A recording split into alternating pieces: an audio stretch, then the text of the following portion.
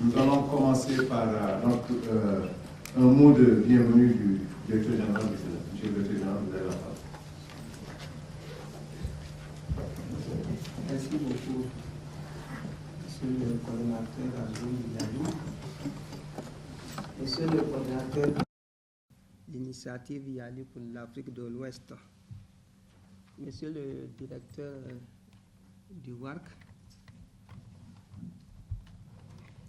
mesdames et messieurs les conférenciers, monsieur le coordonnateur du Yali Dakar, madame le secrétaire général, honorables invités, chers participants au forum,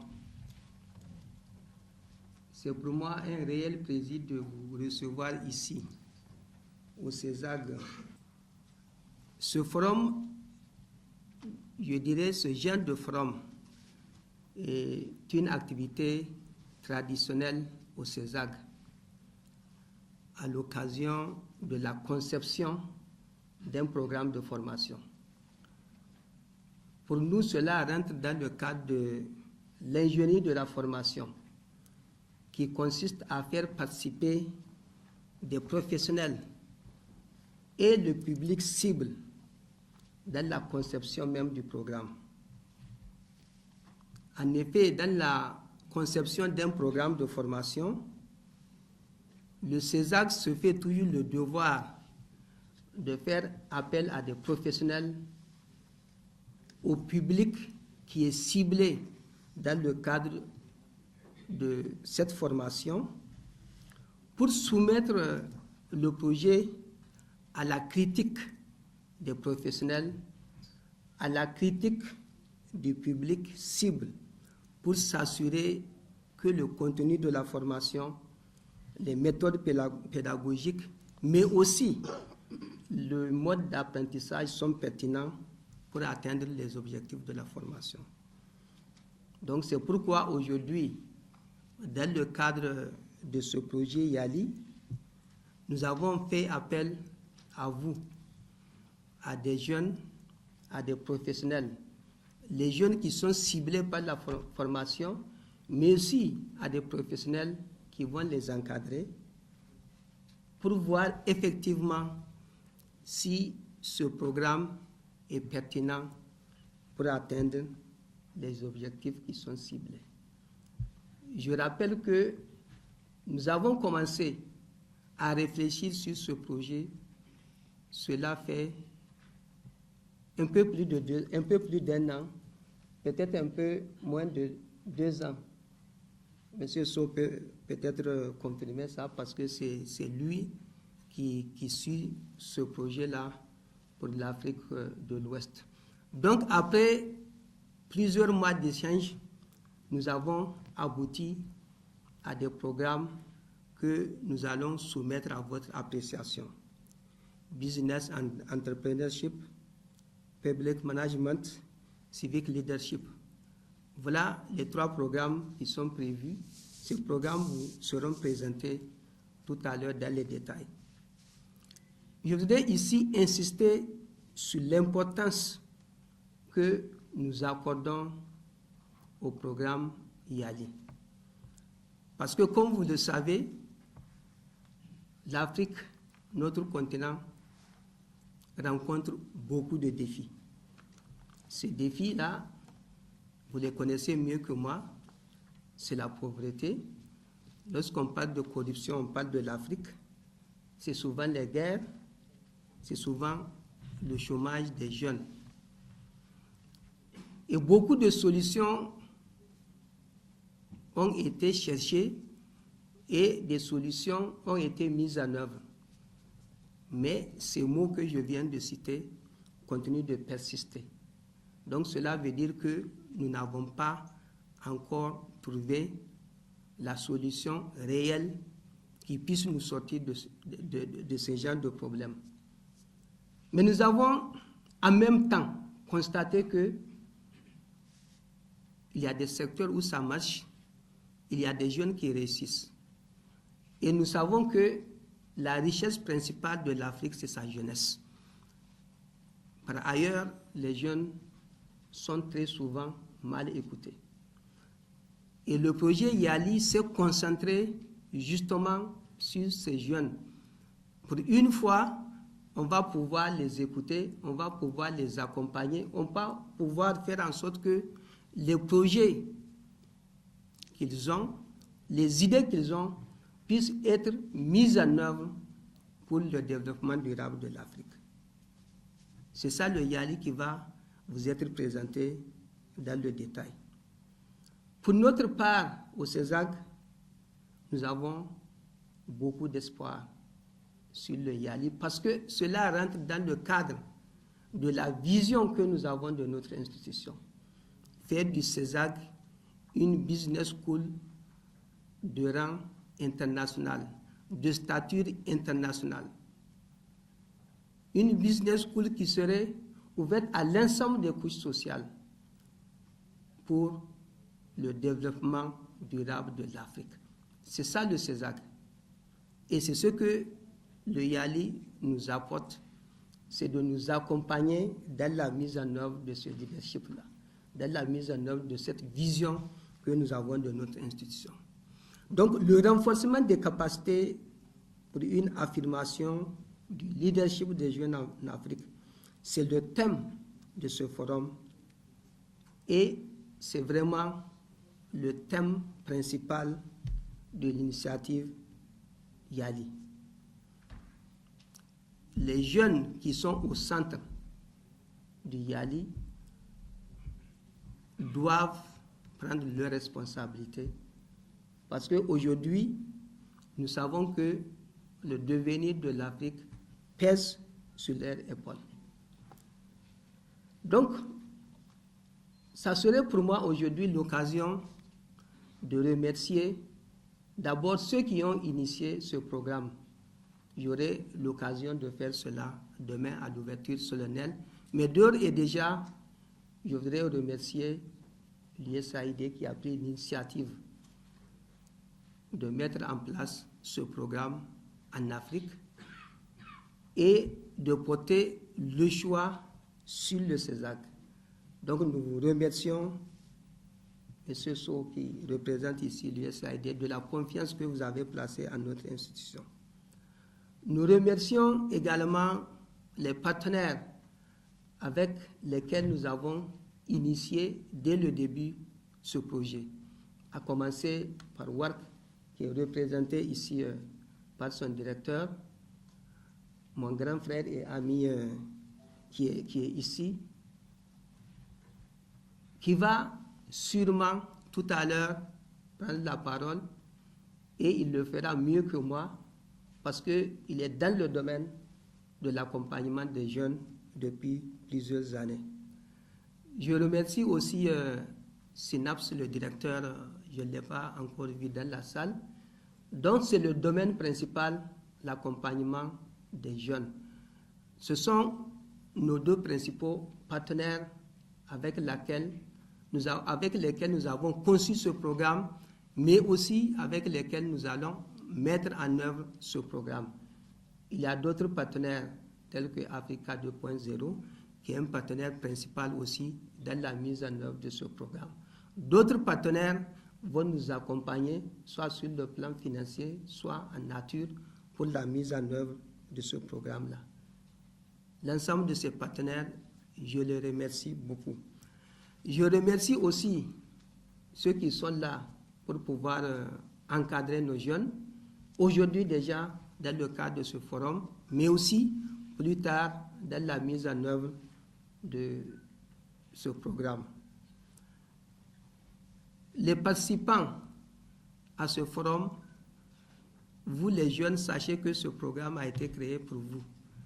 Donc nous vous demandons vraiment de vous impliquer à partir d'aujourd'hui déjà dans la mise en œuvre de ce programme, en critiquant d'une manière positive le programme qui vous sera soumis. Comme je l'ai dit, le contenu du programme, les méthodes pédagogiques, les modes d'apprentissage vont vous être soumis afin que vous puissiez critiquer, dire votre point de vue, parce que une fois qu'un programme est conçu, après, ça va être difficile de revenir en arrière. C'est comme un bâtiment. Une fois que vous avez déjà conçu le plan, ça va être difficile de modifier le reste.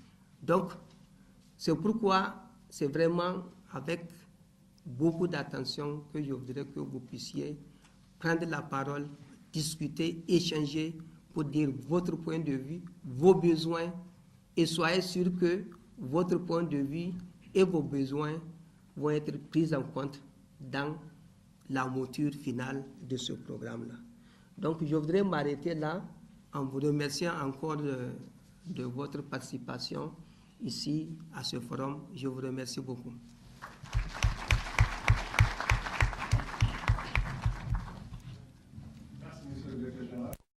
Je passe la parole à M. Pape Mamasso, qui est coordinateur d'IALI pour l'Afrique de l'Ouest.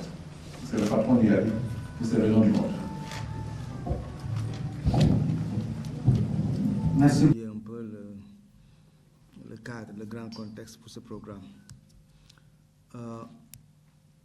Le président Obama, qui a initié ce programme pour les jeunes africains, est conscient que l'Afrique a fait un progrès énorme ces 60 dernières années.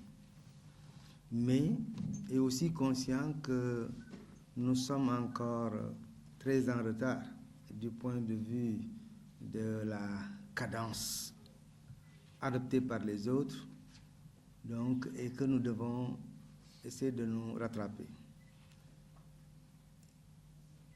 Nous avons effectivement, par rapport à ce rattrapage, de grands déficits. Je citerai d'abord le premier déficit qui est en fait technique.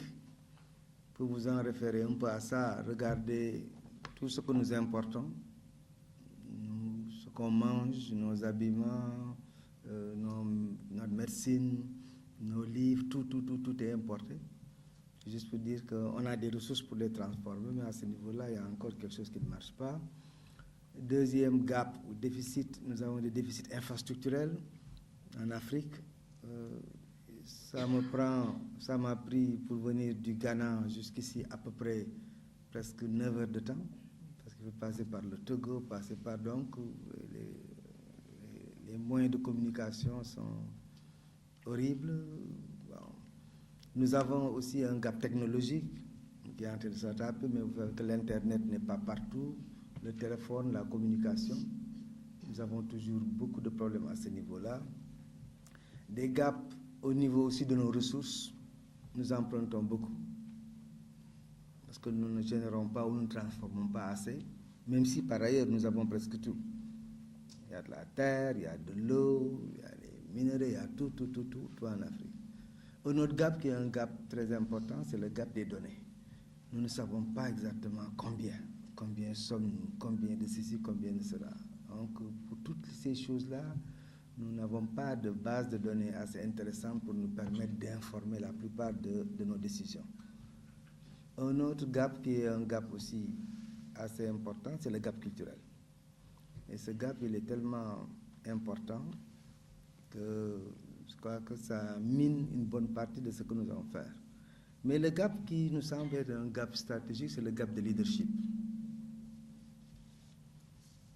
Est-ce que nous avons les leaders civiques qu'il faut pour booster notre patriotisme, notre engagement?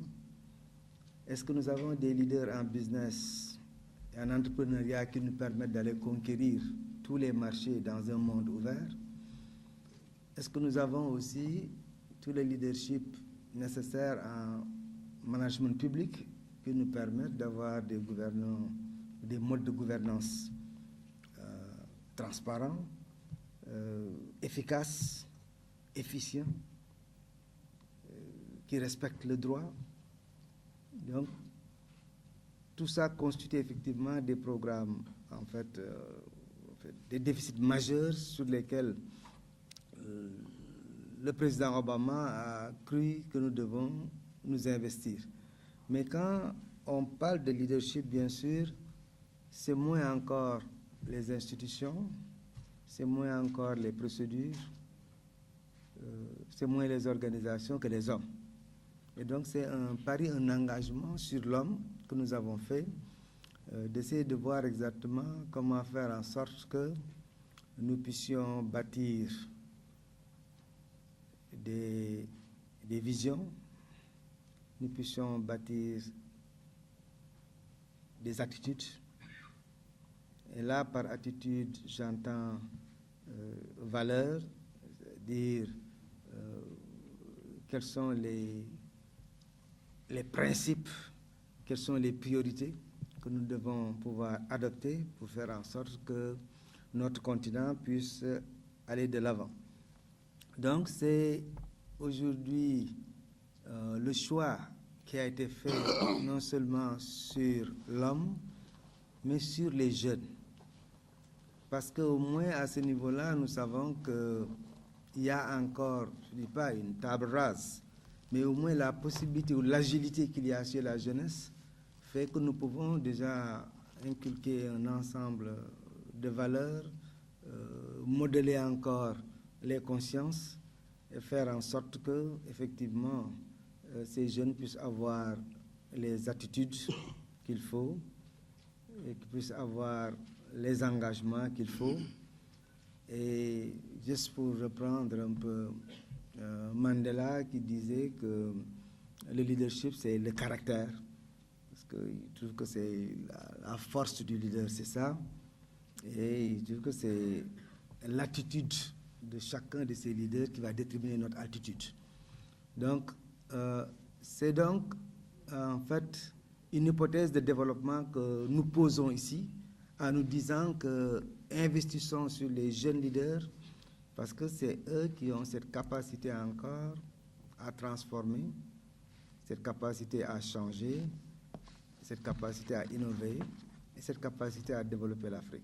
Que ce nouveau regard puisse investir encore notre continent avec des gens qui savent qu'ils peuvent transformer, qui peuvent changer les choses, qui sont habillés en vainqueurs, qui n'ont pas l'étoffe de perdants et qui peuvent nous amener vraiment vers les hauteurs, les cimes que nous souhaiterons pour l'Afrique. Donc l'Afrique a accéléré sa cadence, à aller donc beaucoup plus vite. Et nous nous disons que c'est à travers cette jeunesse-là que nous allons vraiment rattraper notre gap. Maintenant, il s'agit de voir dans ce programme-là quels sont les besoins de ces jeunes leaders qu'il nous faudrait satisfaire pour bien les préparer, parce que c'est de ça qu'il s'agit, de préparation. Donc, comme disait un peu un général militaire américain, il disait que c'est quand la préparation rencontre l'opportunité que nous avons le succès. Donc, comment faire pour préparer notre jeunesse, parce qu'il y a beaucoup d'opportunités en Afrique. Maintenant, le problème, c'est la préparation. Comment donc les préparer? Donc, cette rencontre est une rencontre stratégique pour nous, parce que ça permet, comme le disait M. le directeur, à nos clients de pouvoir s'exprimer exactement sur l'offre en fait, de préparation que nous voulons mettre à leur disposition. Donc, nous souhaiterons que vous puissiez puiser dans vous-même tout ce qu'il faut, tout ce qu'il vous faut pour que vous puissiez être vraiment à la hauteur. Parce que comme disait encore Fanon, chaque génération a sa mission. Il vous appartient de l'accomplir ou de la trahir. Nous voulons qu'au moins votre génération puisse accomplir la vôtre. Donc merci d'être là. Nous attendons beaucoup de vous. Vous avez été sélectionnés pour ça. Et j'en suis sûr que nous allons atteindre nos objectifs. Je vous remercie de votre attention. Je vais passer la parole à M. Omar Touré, qui est le coordinateur du Centre régional de leadership de Dakar. Monsieur le directeur du WARC, chers invités, c'est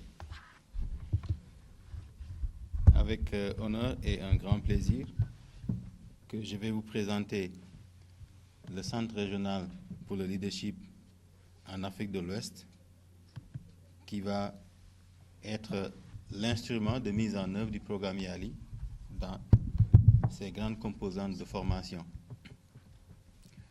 En introduisant le directeur avait déjà annoncé les partenaires qui portent ce projet.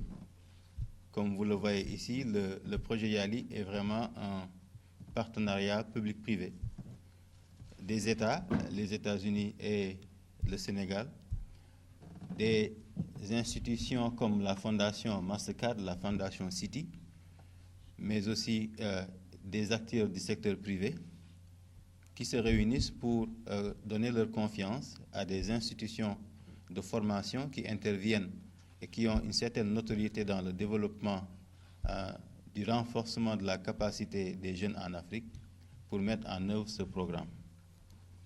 Nous allons brièvement montrer ce que sera en fait le Centre régional de leadership en Afrique de l'Ouest, surtout le bureau de Dakar, qui va venir compléter les trois autres bureaux qui existent en Afrique. Le bureau de l'Afrique du Sud, celui du Kenya et celui d'Accra. Donc le centre de Dakar est vraiment le centre qui s'occupe des pays francophones et des pays lusophones. Pour comprendre de façon schématisée qu'est-ce que le YALI va faire dans le centre régional de Dakar, ils vont recruter des jeunes dans la tranche d'âge de 18 à 35 ans pour leur donner une série d'accompagnements qui commence par 5 semaines de formation en présentiel. Ensuite, 7 semaines d'accompagnement à distance avec des stratégies qui vont porter sur le mentorat, la mise en stage, l'accompagnement des jeunes dans leur initiative de développement ou de réplication des acquis de leur formation dans leur pays. Ces 5 semaines de formation vont comprendre ou vont porter sur plusieurs thèmes. Les 3 filières principales sont Business and Entrepreneurship, Civic Leadership et Public Management. Mais tout ceci est encadré par des formations qui vont agir sur les compétences transversales en matière de leadership. Ces programmes seront dispensés par des facilitateurs qui sont recrutés à travers la région ouest africaine, choisis de par leurs compétences à accompagner les jeunes dans leurs besoins de formation. Ils seront constitués ici en équipe et travailleront non seulement avec vous en présentiel, mais continueront à distance à suivre le programme d'accompagnement qui vous sera décerné. Mais en dehors de ces jeunes qui vont suivre le programme présentiel, le YALI voudrait aussi offrir à ceux qui n'auront pas la possibilité de participer à ces sessions d'avoir accès à une formation en ligne. Cette formation en ligne sera de même facture que celle qui sera en présentiel. C'est les mêmes modules avec un accompagnement rapproché qui va permettre au bout de la formation de discerner une attestation, un certificat pour valider les enseignements et les acquis. Alors pour ce faire, je vous disais, on a les 3 filières. Nous allons y revenir de façon plus détaillée dans les ateliers thématiques que nous allons avoir après les conférences introductives. Donc c'est, je disais, des jeunes de l'Afrique de l'Ouest, de 18 à 35 ans, qui vont venir des pays comme le Bénin, Burkina Faso, le Cameroun, le Cap-Vert, la Côte d'Ivoire, le Gabon, la Guinée-Bissau, la Guinée équatoriale, le Mali, la Mauritanie, le Niger, la République de Guinée, Sao Tomé et Principe, le Sénégal, le Tchad et le Togo. Le YALI donne aussi l'occasion aux jeunes Africains de constituer des réseaux dans leur secteur d'activité en vue de réaliser leurs rêves pour l'Afrique. Ils seront recrutés dans toutes les couches socio-économiques, qu'ils soient académiquement formés ou qu'ils soient des self-made men. Nous avons des jeunes qui n'ont pas peut-être le master ni la licence, mais qui sont en train de se mouvoir dans des secteurs et porteurs de projets dont nous pensons, si nous les accompagnons, peuvent aider à relever les défis que les doyens ont soulevés tout à l'heure. Donc, le YALI est inclusif dans son mode de recrutement. Il ne fera pas de distinction dans le genre. Au contraire, ils veulent favoriser cela avec une parité de 50-50. Le YALI voudrait bien que dans toutes les cultures, dans toutes les ethnies, nous puissions avoir une représentation, mais aussi que certains handicaps ne soient pas un frein pour accéder au programme du YALI. Nous allons faire l'effort pour tenir compte, en tout cas, chaque fois que des personnes ayant des besoins spécifiques se présentent au YALI, que nous puissions répondre à hauteur de souhait.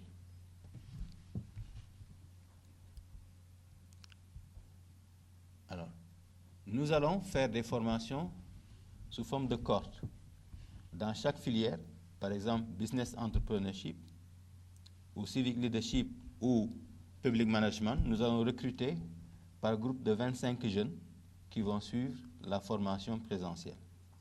Dans nos objectifs au bout du projet, après les 4 ans, nous aurons à toucher quelques 8000 jeunes en présentiel, mais aussi beaucoup d'autres en ligne, et certainement beaucoup d'autres encore par le fait que les alumni, ceux qui vont suivre les formations, de retour chez eux, vont initier des activités de transfert, n'est-ce pas, pour toucher encore leur communauté de jeunes, en partageant les acquis qu'ils ont obtenus dans le cadre des sessions de formation ici. Alors, tout ceci a nécessité des ressources.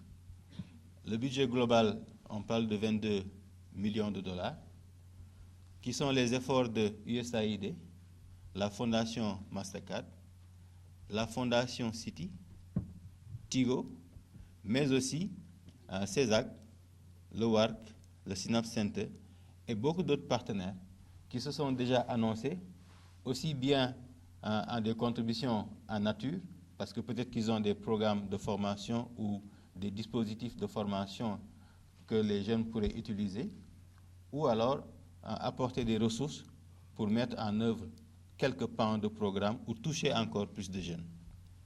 Donc c'est l'occasion encore de remercier tous ces partenaires financiers. Pour avoir une vue physique de ce que sera le centre, nous aurons dans les locaux du CESAC un bâtiment qui sera dédié au YALI. Dans ce bâtiment, il y aura un amphithéâtre qui pourra recevoir 150 jeunes, mais aussi il y aura des salles de formation et des bureaux, des installations qui permettront d'assurer de façon en tout cas convenable des formations en distance parce que la connexion y sera, etc. Toutes les commodités en tout cas pour faire une formation de qualité, n'est-ce pas, y seront. Voilà en gros, en résumé, ce que nous pourrions vous présenter pour le Centre régional de leadership en Afrique de l'Ouest qui va porter les programmes de formation du programme YALI. Je vous remercie.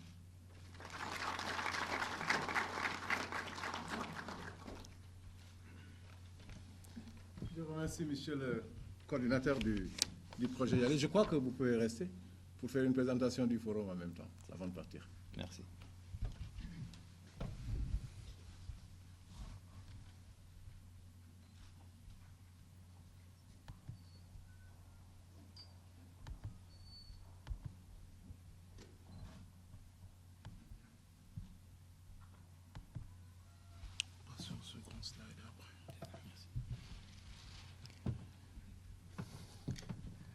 Monsieur le coordinateur adjoint qui fait office de maître de cérémonie me fait l'honneur de présenter encore ce programme. Merci Moussa. Donc, pour ce forum, nous avions prévu de commencer par une conférence introductive après la cérémonie officielle d'ouverture. Cette conférence introductive sera animée par le professeur Ousmane Sen, directeur du WARC, partenaire dans la mise en œuvre du programme YALI. Il vous entretenira de ses expériences, mais aussi de sa vision, de la place des jeunes, surtout le leadership des jeunes pour le développement du continent. À sa suite, Mme Ami Sarfal va apporter sa contribution avec ses expériences pour renforcer ce que le professeur a dit, mais surtout, certainement en mettant l'accent sur aussi la nécessité d'avoir un programme pertinent de renforcement des capacités. Monsieur Alioune Ndiaye, à côté de Mme Amissar Fall, va enchaîner. Il est enseignant au CESAC. Il gère ici des programmes de formation et surtout en leadership. Il va aussi, avec son riche parcours, partager avec nous, n'est-ce pas, sur la thématique qui nous réunit ce matin. Il y aura ensuite des échanges. Certainement, les jeunes voudraient poser encore quelques questions aux aînés. Et à la fin, nous allons suspendre ces travaux de la conférence introductive pour marquer une pause. À la suite de la pause, nous allons nous retrouver dans des ateliers thématiques. Nous en aurons 4. Dans chaque filière, Business and Entrepreneurship, Civic Leadership, Public Management, nous aurons un atelier. Mais aussi un atelier qui sera spécialement dédié sur le processus de mise en œuvre du programme, parce que nous voudrions que les jeunes réfléchissent avec nous sur le programme que nous avons proposé, les séries de séminaires, la formation en ligne, le mode de recrutement, qu'ils puissent aussi se prononcer et nous donner un feedback qui sera très, pour nous, enrichissant dans la suite du programme, parce que nous allons en tenir compte. Alors, ces ateliers thématiques vont nous réunir toute la journée, si vous voulez, d'aujourd'hui. Mais nous voudrions bien qu'à 16h, 16h30, qu'on arrête les travaux pour commencer à préparer les restitutions. Parce que demain, à 9h, nous allons nous retrouver pour faire la restitution des résultats des travaux d'ateliers thématiques. Cela va nous réunir certainement jusqu'à 10h, 11h. Nous voudrions prendre encore 1 heure de temps avec un groupe restreint qui seront désignés par leurs pairs dans les ateliers pour faire un document de synthèse qui sera présenté à la cérémonie officielle. Comme vous le savez, la cérémonie officielle de lancement aura lieu demain et les représentants du forum, les jeunes qui vont représenter le forum, vont aller là-bas faire cette restitution pour partager avec les ambassadeurs, les représentants des différents pays, n'est-ce pas, dont les jeunes sont originaires, les autorités qui seront invitées dans les secteurs publics, privés et de l'administration pour partager les résultats du forum. Voilà un peu le programme que nous avons proposé pour vous pendant les 2 jours qui vont marquer les travaux de lancement du Centre régional de leadership de Dakar pour le programme YALI. Je vous remercie.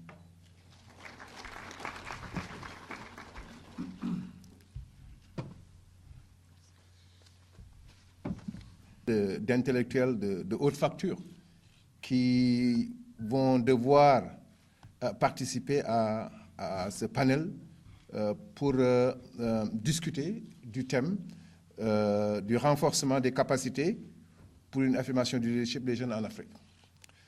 Le conférencier n'est pas très difficile à présenter en fin de compte.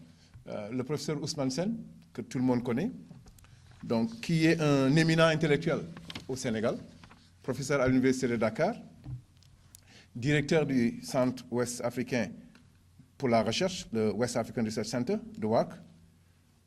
Je disais donc qu'il n'est plus à présenter au Sénégal, grand intellectuel, engagé dans plusieurs secteurs de la vie intellectuelle et en fait tous les autres secteurs de la vie. Je me rappelle, je me souviens le voir très souvent dans Dîner à Djamono, qui est en fait un secteur assez éloigné de là où il est en général, très engagé, très souvent à la radio et à la télévision aussi pour débattre de presque tous les thèmes, n'est-ce pas? Et surtout aussi engagé au niveau des jeunes.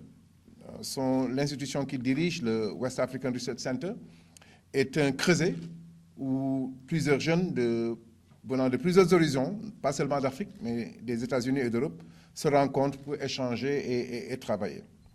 Monsieur Sen, professeur Sen, est aussi fondateur de ce projet YALI, qu'il connaît très bien pour avoir participé dès le début. Donc le professeur Ousmane Sen va nous animer cette conférence et il sera appuyé par un panel de 2 experts, assez difficile à présenter, n'est-ce pas? Madame Amissar Fall aussi, que tout le monde connaît au Sénégal, grande intellectuelle aussi, très engagée dans ce qu'elle fait, qui ne vient pas au CESAC pour la première fois. Je me souviens l'avoir vue ici, n'est-ce pas? Donc très proche des étudiants, très proche des jeunes. Je me rappelle le débat qu'il y a eu dans ma classe, n'est-ce pas, après sa conférence ici, avec les jeunes. Donc elle est née à Dakar, où elle a fait de brillantes études pour aller ensuite en France, à Paris, pour continuer ses études, n'est-ce pas? Passionnée de communication. Elle est aussi très engagée dans l'administration des affaires internationales. Donc, elle est rentrée au Sénégal, n'est-ce pas, après ses études et son implication au niveau international pour participer au processus de développement du Sénégal. Et depuis lors, on la voit très souvent partout où il y a des assemblées, surtout des assemblées de jeunes. L'autre panéliste, n'est-ce pas, je me fais toujours un plaisir de l'introduire, n'est-ce pas? J'ai connu ce monsieur dans les années 70. Ça ne me rajeunit pas, hein, ça ne me rajeunit pas vraiment. Je l'ai connu dans les années 70 et beaucoup de gens ne savent pas qu'il était un prof d'espagnol. C'était mon professeur d'espagnol, Alioune Ndiaye. Et donc, il a commencé sa carrière d'enseignant comme professeur d'espagnol. Une carrière brillante, n'est-ce pas, qu'il a menée à la magistrature. C'est un très long chemin, n'est-ce pas? Et donc, il est devenu magistrat plus tard pour finir sa carrière à la Société Générale, n'est-ce pas, comme banquier, n'est-ce pas, et secrétaire général de la Société Générale du Sénégal. Donc, vous voyez que vraiment, c'est un parcours sans tâche, n'est-ce pas, un très beau parcours, n'est-ce pas, qui inspire, mais en tout cas, personnellement, qui m'inspire, et qui devrait aussi inspirer la plupart des jeunes dans cette salle. Croire que dans la vie, tant qu'il y a de la volonté, tant qu'on se fixe un objectif, on peut toujours l'atteindre. Monsieur Ndiaye est professeur aussi au CESAC, n'est-ce pas? Donc, je crois que c'est son amour pour la jeunesse qui fait qu'il ne peut pas quitter le milieu de la formation. Il est professeur au CESAC et consultant aussi international. Donc, sans plus tarder, le modérateur aussi, Traoré, je crois qu'il n'y a pas un jeune qui a fait le CESAC. Et quand on dit les gens qui ont fait le CESAC, c'est presque tout le monde. Hein. En Afrique, il y a beaucoup de gens, parmi les dirigeants, parmi l'intelligentsia africaine, qui a été étudiant au CESAC. Et je ne crois pas qu'il y ait un seul qui ne connaisse pas le professeur Traoré. Il a été professeur au CESAC pendant très longtemps, n'est-ce pas? Je ne voudrais pas dire le nombre d'années, mais en tout cas, je vous dis que moi, j'ai fait 18 ans au CESAC et je l'ai trouvé ici. Donc, ça vous donne une idée du temps qu'il a fait au CESAC. Il a formé beaucoup de jeunes, une grande génération de jeunes, et cela se voit parce qu'il est à l'aise partout où il va dans l'Afrique. Donc, il a été aussi directeur de l'Institut supérieur de management des entreprises et autres organisations au CESAC pendant des années, pendant très longtemps.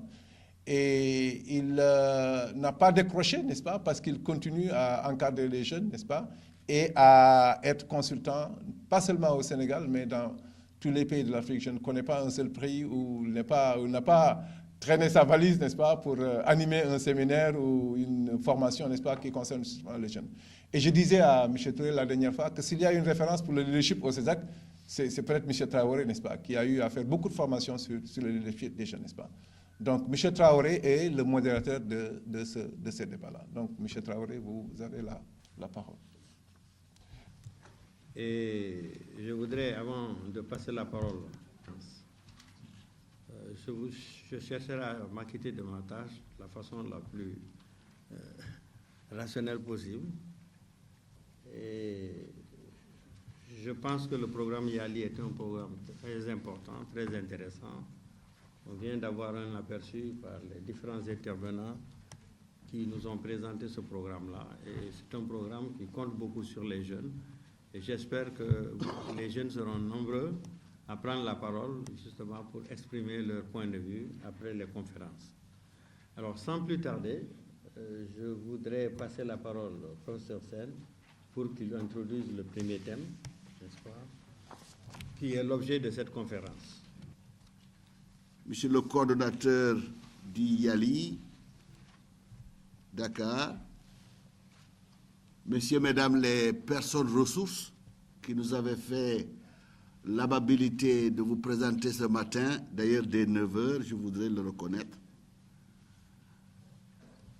Chers membres de l'assistance, tous en vos grades et qualités, je voudrais d'abord m'excuser au nom de l'équipe organisatrice de YALI du retard que nous avons accusés dans le démarrage de nos activités. Parce que la dimension précieuse du temps, un élément qui n'attend point, ce sera certainement une composante des éléments qu'on vous distillera dans le cadre de cette formation-là, pour que Yali, comme le disait le général Colin Powell parlant de l'élection de Barack Obama, puisse aboutir à ce qu'on appelle un transformational change. Ce n'est pas tout simplement un changement, c'est un changement que l'on qualifie, qui vous transforme. Donc voilà déjà le premier point. Mais comme nous vous avons fait attendre un peu longtemps, permettez-moi de commencer d'abord par vous réveiller en vous saluant. Vous voudrez bien me répondre. Donc, bonjour jeunes leaders africains, comment allez-vous? Excellent. Good morning, young African leaders, how are you doing? Great. On n'embrassera pas l'Afrique francophone, mais on touchera à l'Afrique lusophone. Bom dia, jovens líderes africanos. Tudo bem? Excellent. Obrigado.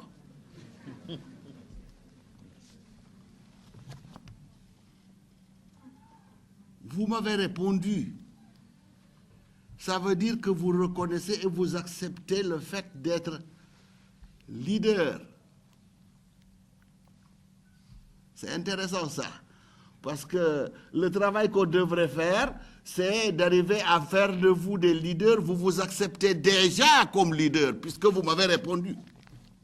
Parce que si vous n'étiez pas des leaders, je vous ai dit, bonjour jeunes leaders africains, good morning young African leaders, et vous tous, vous avez répondu.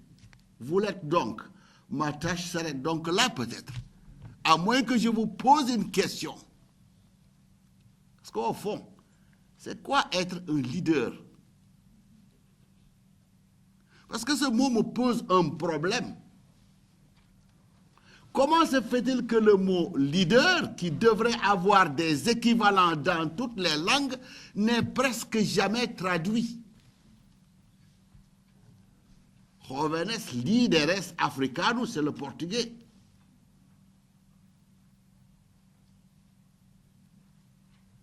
Jóvenes líderes africanos, c'est l'espagnol.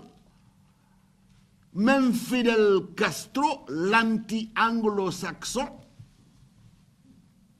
se fait appeler el líder máximo. Ça veut dire donc que même Fidel Castro accepte d'adapter le mot anglo-saxon pour traduire sa réalité de guerriero anti-impérialisme.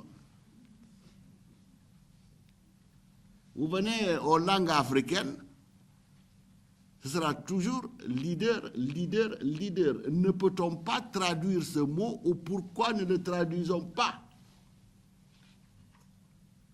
Si vous vous exercez en français, c'est facile. You know, union leader, c'est le syndicaliste, dirigeant syndicaliste. Political leader, c'est le dirigeant politique. Le dirigeant d'une entreprise, business leader. Mais social leader, comment vous le traduisez? Dirigeant social, je n'ai jamais entendu ça. Donc ce mot leader contient quelque chose de plus, et en plus de ce que tous les autres mots veulent dire. Et il faudra bien que dans le cadre de la formation et dans le cadre des discussions, qu'on s'arrête un peu pour comprendre pourquoi on vous appelle déjà leader, mais on ne saurait vous appeler que par ce nom-là. Dirigeant, non. Chef, non. Patron, non. Leader.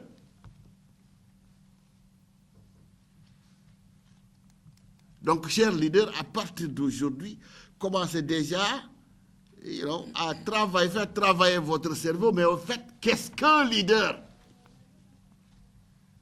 La première des choses,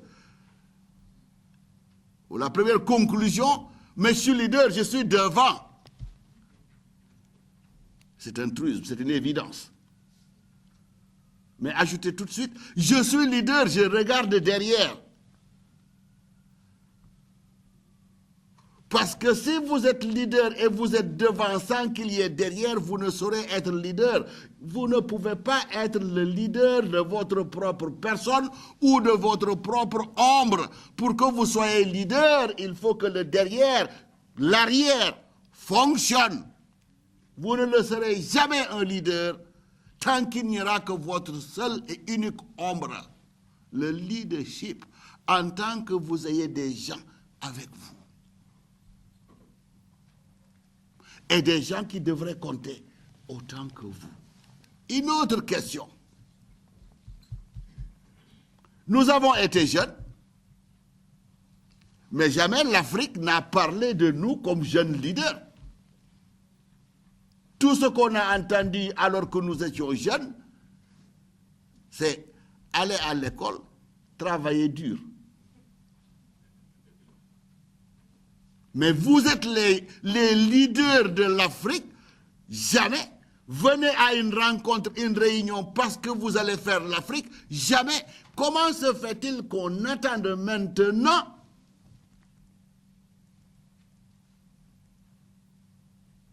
pour regarder derrière et dire, jeunes, il faut qu'on conjugue avec vous parce que l'avenir de ce continent ne saurait se faire sans vous. Qu'est-ce qui s'est donc passé?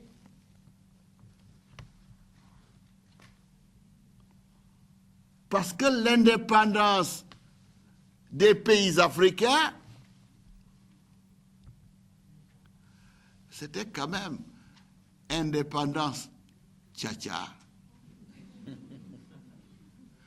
C'était l'indépendance des lendemains qui chantent. C'était l'indépendance dans le cadre de laquelle le président Léopold Sédar Senghor, premier dirigeant du Sénégal, disait en l'an 2000, Dakar sera comme Paris. Des lendemains qui chantent, indépendance tcha-tcha, Dakar comme Paris. Qu'est-ce qui s'est passé pour qu'on n'ait pas ça? Parce qu'on ne l'a pas.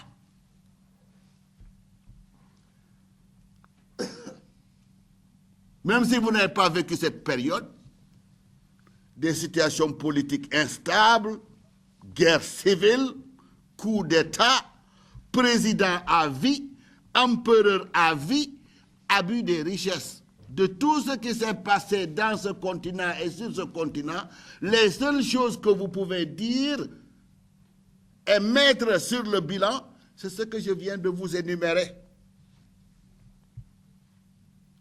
Plus l'expression, le fardeau de la dette. On vous prête autant que vous voulez, mais tant que vous ne payez pas les intérêts, vous ne vous en sortirez pas. Et après avoir payé les intérêts, il vous faut payer le capital. Vous payerez toute votre vie. Les années 70, évidemment, pour une génération comme la mienne, la sécheresse. Vous vous rappelez cette chanson « We are the world », etc., etc. C'était pour venir en assistance aux jeunes faméliques d'Afrique qui n'avaient plus rien à manger. Ou une autre expression chère au président Senghor, la détérioration des termes de l'échange. C'est tout ça qu'on peut mettre sur le bilan de l'Afrique. Plus les ajustements structurels.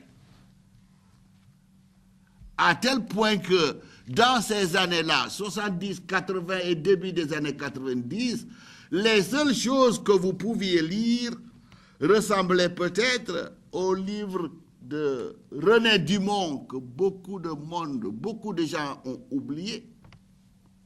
L'Afrique noire est mal partie, alors qu'au même moment, Alain Perfit écrivait un livre sur la Chine qui s'intitulait quand la Chine se réveillera, le monde tremblera.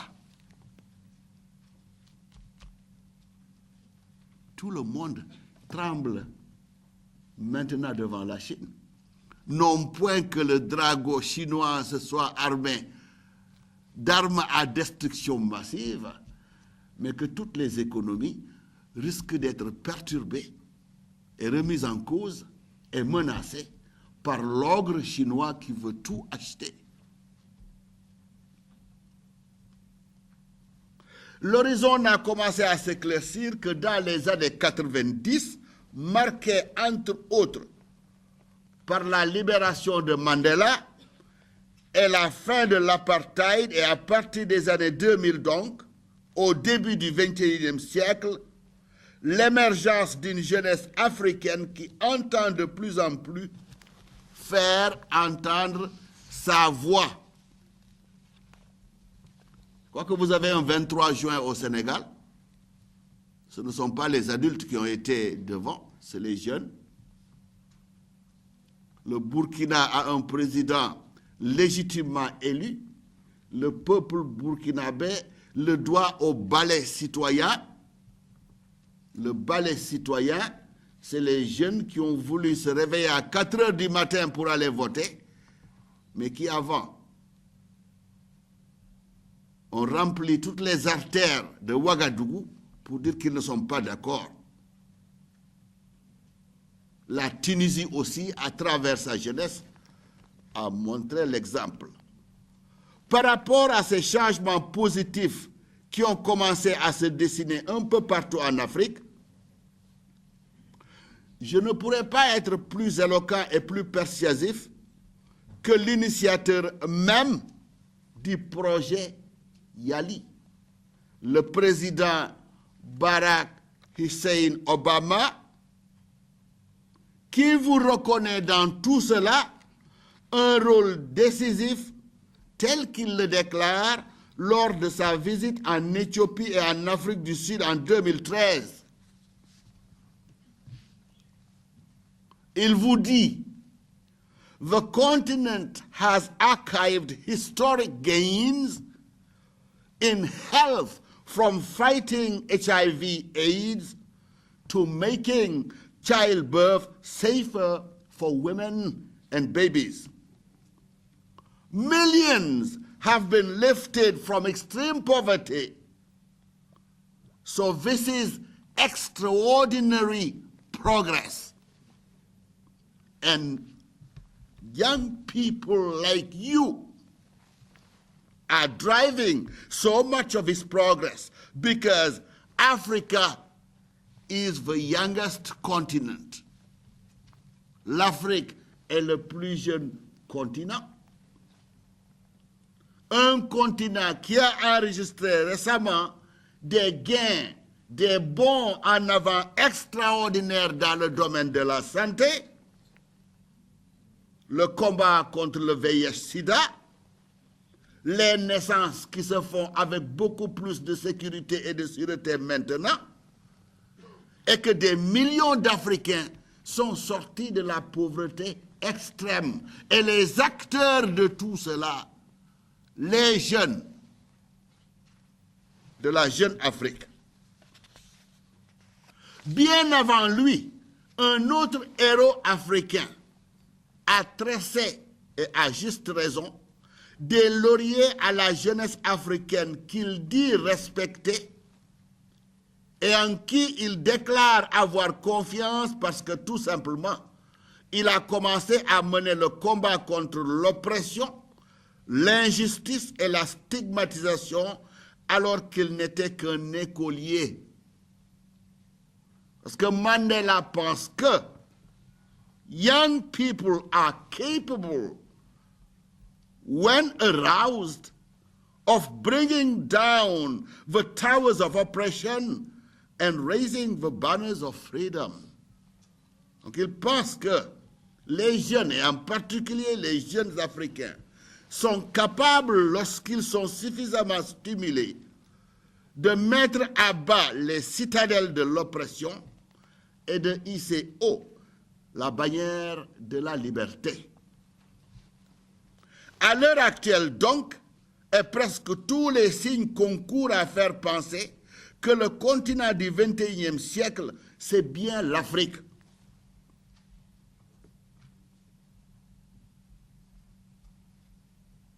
Son découpage, comme un gâteau d'anniversaire par les puissances européennes de l'époque à Berlin, a donné lieu à la colonisation et à l'exploitation effrénée de ses richesses, mais il lui en reste énormément.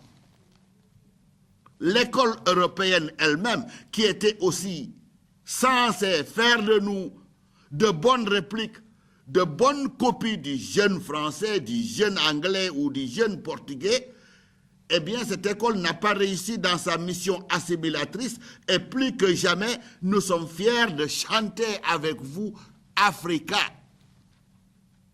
L'Afrique reste donc jeune et fraîche. J'insiste sur ce mot fraîche parce que je vous rappelle, la COP, nous sommes le continent le moins pollué. Il vous appartient de veiller à ce que nous ne soyons pas plus pollués que nous le sommes actuellement. L'Afrique reste donc jeune et fraîche, jeune de ses jeunes, jeune de vous, et donc toutes les raisons de croire en un avenir et de se le forger. Je vais bientôt terminer. Dans cette œuvre qui vous interpelle, chers leaders africains, je vous appellerai à vous armer de deux fondamentaux. En attendant la matérialisation des États-Unis d'Afrique, vœu de tous les grands panafricanistes, de Garvey à Mandela en passant par Kwame Nkrumah, Léopold Sédar Senghor, Cheikh Anta Diop, retenez le sens profond du leadership et la responsabilité suprême du leader. Il ouvre la voie. Oui.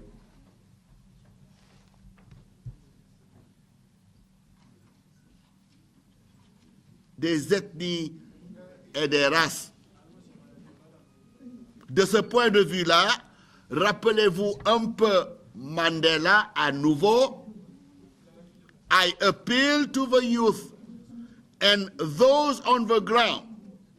Start talking to each other across divisions of race and political organization. L'appel de Mandela qu'au-delà des races, pas oublié et je voudrais bien que vous l'écoutiez. C'est lui qui dit de vous, our hope is that 10, 15, 20 years from now, when you have all gone to be ministers in government or leaders in business, and pioneers of social change, that you will still be connected with each other, that you will still be learning from each other, and that together you will be reaching back and helping the next generation. Que dans 10, 15, 20 ans, quand vous serez ministre dans vos différents gouvernements, quand vous serez chef d'entreprise, quand vous serez leader d'organisation sociale, vous n'oublierez jamais ceci, que l'union fait la force et que vous essaierez toujours de rester ensemble pour travailler ensemble, pour apprendre des uns des autres et pour toujours rester ensemble pour hisser vers le haut les générations qui suivent. Jeunes leaders africains, vous représentez le présent et le futur de ce continent, mais vous refuserez aussi et en même temps de faire table rase du passé. Vous êtes le présent, vous êtes le futur, mais vous acceptez de porter le passé en vous et vous accepterez de porter fièrement en bandoulière la source réconfortante et ragaillardissante de la sagesse africaine qui vous instruit dans ses proverbes de ne jamais oublier les enseignements des ancêtres tout en déployant constamment les efforts nécessaires pour ne point attendre l'héritage du Père, mais devenir votre propre Père pour pouvoir transformer en réalité concrète et palpable vos vœux de tendre jeunesse. Vous aménagez vous-même une place sous le soleil pour le plus grand bonheur et la récompense des années de labeur et des années de sacrifice du Père et de la Mère. Vous allez donc devenir vos propres pères, pas dans le sens freudien pas dans le sens freudien du terme. Tu es le père, l'imago du père. Non, ce sera bien à l'africaine. Vous allez tout simplement accepter d'embrasser et d'adopter un proverbe local de chez nous qui fait que l'avenir vous appartient. Il est en vos mains parce que vous allez accepter l'adage Wolof. Donne sa baille moko gën. Plutôt que d'attendre l'héritage du Père, vous allez chausser les chaussures du Père, être votre propre Père pour le bonheur de papa, de maman, de la nation entière, de l'Afrique entière. Donc, leader d'Afrique, je vous salue et je vous remercie. Merci.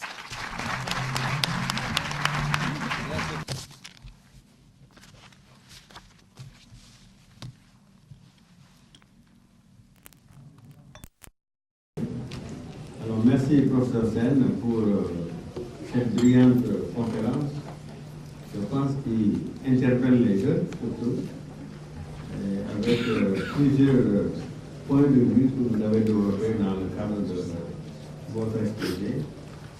D'abord, qui est leader? Qu'est-ce qu'un leader?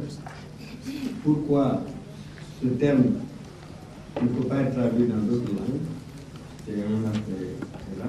Et puis un autre aspect que j'ai bien retenu, c'est qu'un leader, c'est quelqu'un qui est devant, mais il doit regarder derrière.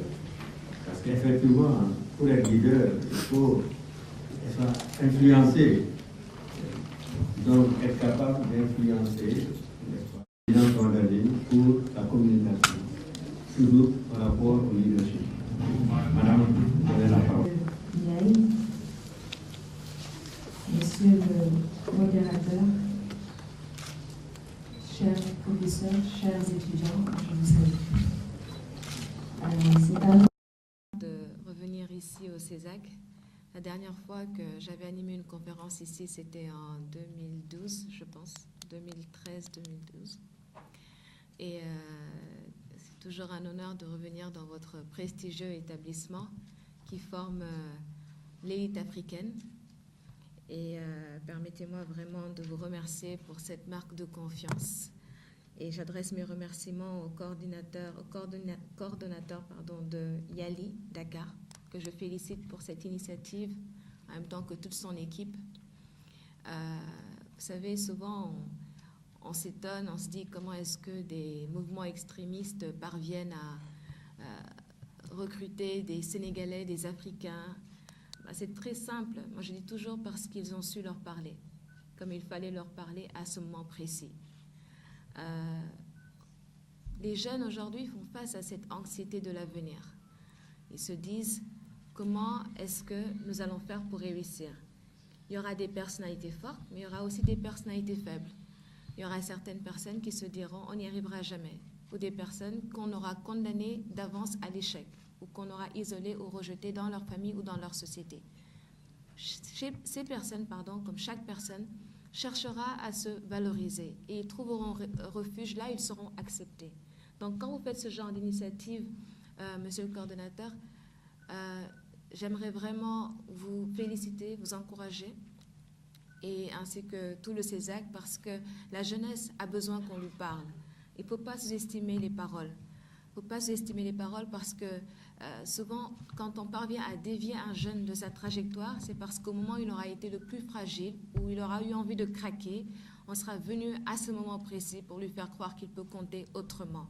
Alors c'est bien de faire comprendre à cette jeunesse, à vos étudiants, qu'ils peuvent compter sur la base de leurs efforts, de leur engagement citoyen et de leur travail. Donc, merci beaucoup pour cette invitation. Vous parlez de mon expérience par rapport à la brillante allocution du directeur général du WARC. Je pense que ça ne fera pas le poids. Je pense que c'est très difficile de parler après lui. Il est connu au Sénégal pour son éloquence, donc ce n'est pas très juste de me mettre juste après lui, mais je vais essayer quand même de ne pas vous décevoir. Et naturellement, je salue tout ce beau panel. Monsieur Ndiaye, on se rencontre ici, mais d'après ce que j'ai entendu, vous êtes la personne qu'il fallait ici également, donc, ainsi que le modérateur, monsieur Seck. Donc vraiment, je vous félicite pour votre engagement. Alors, je vais tout simplement vous dire par rapport à moi, avant de poursuivre sur ma notion de leadership. Et je suis très contente de retrouver ici Borso Tal, qui est une amie, une sœur, une grande sœur même, je dirais, qui a été de très beaux conseils quand on était au lycée ensemble, que je salue. Borso, c'est un plaisir de te revoir. Je dirais tout simplement par rapport à mon expérience que, comme tout le monde, j'ai été confrontée à des doutes. Et surtout, quand on regarde l'atmosphère parfois autour, on est craintif. On se dit, est-ce qu'il faut se projeter? Est-ce qu'on ne va pas se projeter pour se faire des ennemis? Est-ce qu'il faut être au-devant, etc. Est-ce que ça va être mal vu? Toutes ces questions, je pense qu'il faut savoir mettre en avant ses convictions. Ma conviction, en tout cas dès le départ, a été qu'il ne faut pas assister à un projet d'avenir dans une logique de contemplation, mais de construction. Et que le développement est l'affaire de tous. Et que nous ne devons pas être dans une logique d'être des spectateurs, mais des acteurs. Ça a été ma conviction première. Qu'aujourd'hui, je n'ai pas le droit de me plaindre tout le temps en me disant pourquoi les choses ne vont pas vite, si moi-même je n'essaie pas de faire avancer les choses. Donc, c'était à travers le magazine Intelligence que j'ai créé, et à travers son nom surtout, parce que souvent on me dit, mais c'est quoi intelligence? On dit, ben, écoutez, intelligence, c'est d'abord ce que ça veut dire. Et deuxièmement, c'est une revendication. C'est une revendication de l'intelligence de l'Afrique, l'intelligence des Africains. Aujourd'hui, nous parlons d'environnement, nous parlons de tellement de sujets qui affectent le monde, mais qui affectent aussi l'Afrique. On se rend compte que les Africains, parfois, sont absents des tables de décision. C'est comme si, parfois même, c'est une faveur qu'on nous fait que de nous accepter dans certaines conférences parce que nous faisons partie d'un groupe, etc., de pays qui se comportent bien, de pays, etc., alors que je pense que tous les pays africains, autant qu'ils soient, ont le droit de s'exprimer sur des sujets qui touchent leur population. Et pour parvenir à cela, il faut justement mettre en avant les compétences. Et pour moi, c'est là où le leadership intervient. Le leadership intervient sur cette base en se disant qu'on n'est pas là pour réclamer une position, on n'est pas là pour réclamer un droit, on est là pour manifester notre capacité, notre devoir d'être justement à cette table de décision. Moi, c'est pour ça que j'ai énormément de respect et d'admiration pour le président Obama. Et je tiens à vraiment, même s'il ne va pas entendre ces remerciements, je les adresse au Jean Ndiaye, pour vraiment féliciter cette initiative. Parce que c'est très important qu'on suive son exemple dans ce sens. Tout le monde disait que ce n'était pas possible qu'il y ait un président noir aux États-Unis. Moi, je me souviens, à l'époque, j'étais à New York, je travaillais dans une société, il y avait une dame d'origine qui est afro-américaine. Et quand je lui disais, mais c'est génial, on va avoir un président afro-américain, il disait, non, je ne veux pas qu'il y ait un président afro-américain. Je lui dis, pourquoi? Il me dit, parce qu'on va le tuer. On va le tuer comme on a tué d'autres avant lui, on va le tuer.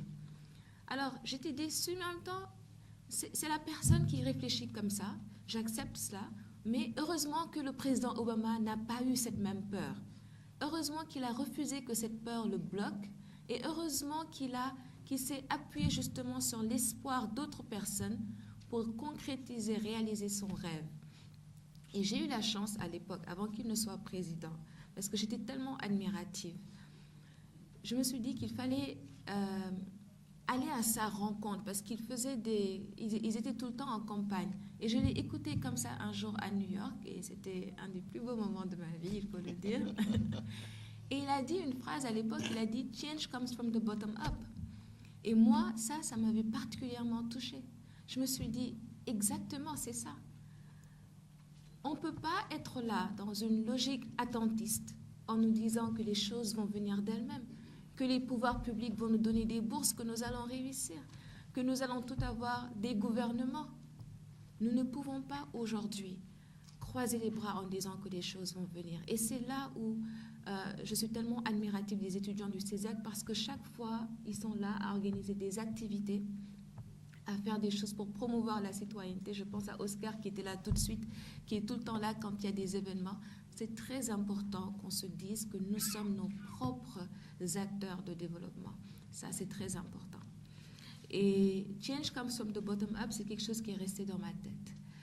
Et qui a fait que quand je suis revenue au Sénégal après mes études, je me suis dit qu'il fallait également qu'à travers cette plateforme, que nous puissions provoquer ce changement, le même changement que des jeunes ont réussi à créer aux États-Unis. Sauf que là-bas, c'était dans une logique politique.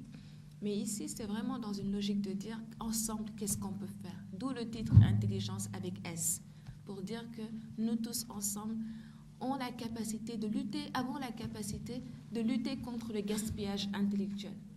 C'est ce gaspillage intellectuel qui fait que l'Afrique, malgré son profil démographique unique, malgré le fait qu'aujourd'hui, il y a énormément de jeunes capables de changer les choses, se voit confrontés à un risque, parce que cette opportunité peut demain se transformer en cauchemar si les jeunes ne sont pas préparés et si on ne parvient pas à répondre à leurs aspirations.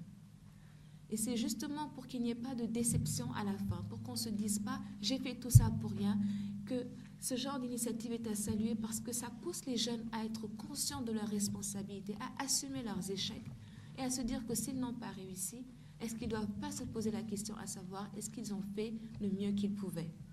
Donc ça, c'est ce que je retiens par rapport à cette initiative et au leadership des jeunes, pourquoi c'est crucial et pourquoi c'est important. Parce qu'aujourd'hui, il faut également que nous soyons rationnels dans nos combats, que nous soyons rationnels dans nos aspirations. Nous sommes nombreux à dire qu'il faut les États-Unis d'Afrique. Nous sommes nombreux à dire qu'il faut que l'Afrique soit unie. Mais est-ce que nous avons le dispositif? Est-ce que nous avons ce qu'il faut pour parvenir à cette unité? Moi, je dis qu'il est temps, et c'est pour cela que nous avons décidé de lancer le club Intelligence Citoyenne, en parlant d'expérience personnelle, parce qu'on s'est dit, il faut d'abord qu'il y ait la base nécessaire. Comment peut-on parvenir à une unité? C'est un déficit de communication, c'est un blocage au niveau de la communication. En Afrique de l'Ouest, c'est le français aujourd'hui qui prévaut, mais en Afrique australe, c'est l'anglais. Comment l'Afrique australe peut communiquer avec l'Afrique occidentale? C'est déjà ce problème de langage, d'où l'importance de promouvoir le bilinguisme en Afrique. Je pense que c'est très important que chacun s'aime, que nous parvenions à un système bilingue où on aura au moins chaque Africain, chaque jeune Africain pourra parler français et anglais. Et là, on peut espérer que l'Afrique puisse communiquer entre elles. Et au-delà de cela même, je dis que c'est important que nous ayons un bac africain. Pour moi, c'est extrêmement important qu'il y ait un baccalauréat africain. Et c'est là où la jeunesse aujourd'hui peut faire preuve de leadership en portant ses idées pour que demain, la génération que nous sommes puisse tenir l'Afrique de façon rationnelle.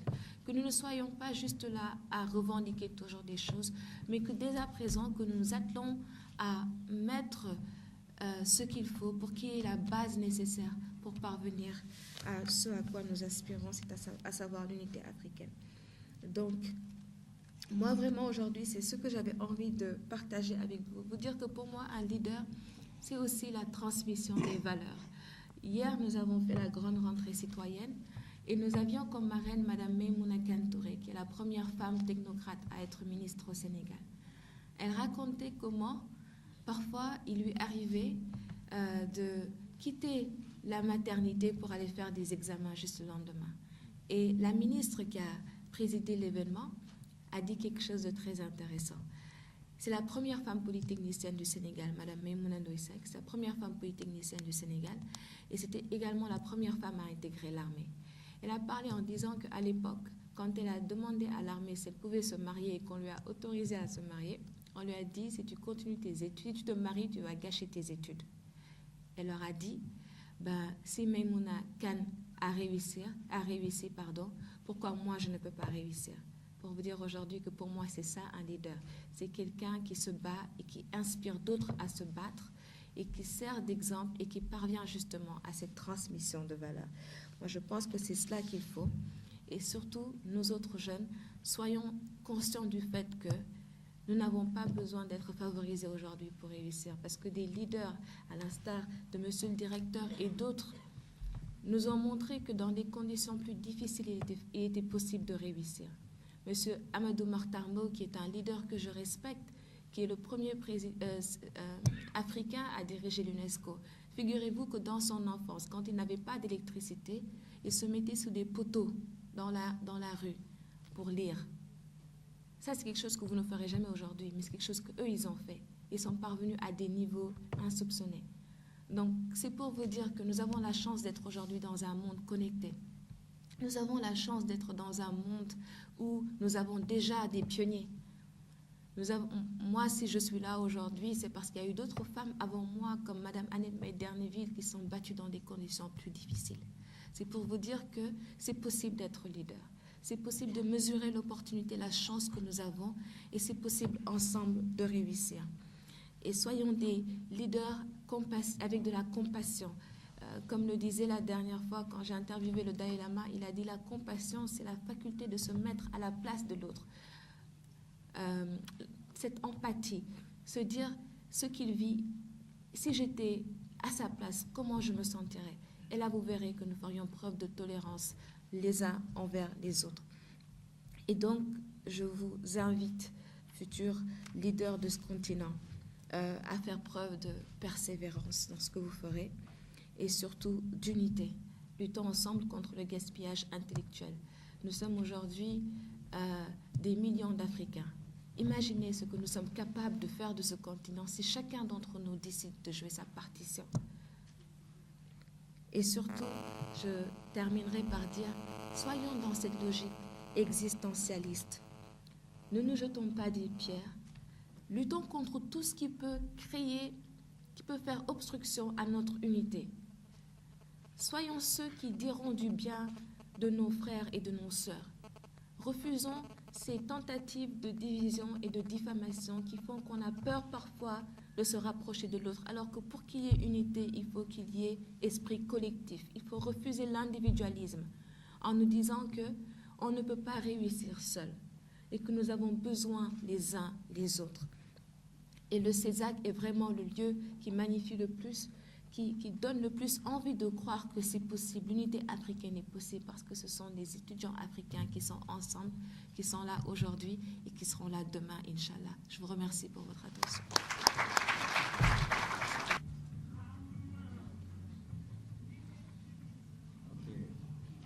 Merci. Directrice d'intelligence magazine, pour, je dirais, ce témoignage et cette incitation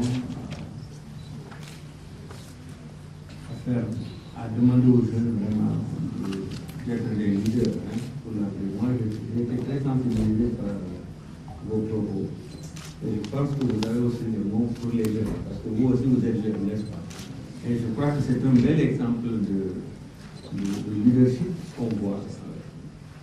Et je pense que les idées que vous avez développées quand même sont des idées qui marquent. Je vais peut-être essayer de résumer un peu.